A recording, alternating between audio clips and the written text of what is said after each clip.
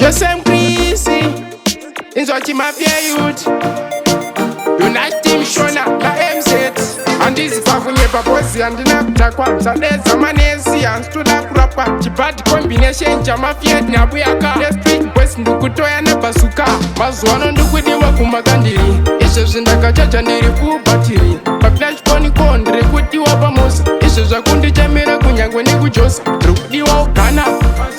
kunyango nekuchina inzwa maongira kuamerica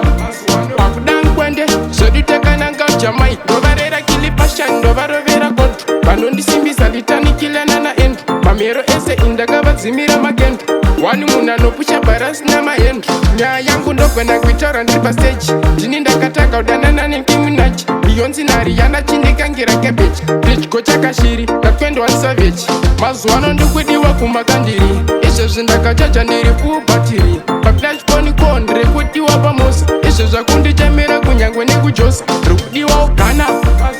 kunyango nekuchina inzwa maongira kuamerica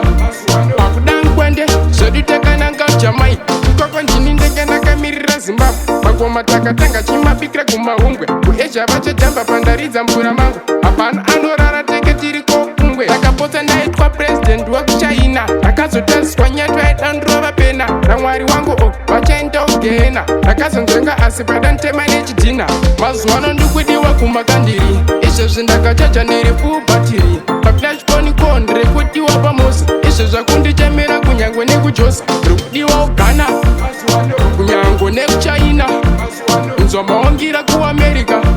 pakudang kwende zvedutekananga ujamai ndovarera kilipashan ndovarovera konto vanondisimbisa litanikilana naendu mamero ese indakavadzimira magendu wani munhu anopusha bharasi namahendu nyaya yangu ndogona kuitaura ndiri pasteji ndini ndakatanga kudanana nekiminachi beyonzi nariyana chindikangira kebeji ndidyo chakashiri na21 savage mazuano ndikudiwa kumakandiri izvo zvindakachacha ndiri kubatiri paflashponi ko ndiri kudiwa pamosa izvo zvakundichemera kunyangwe nekujosa rikudiwa ugana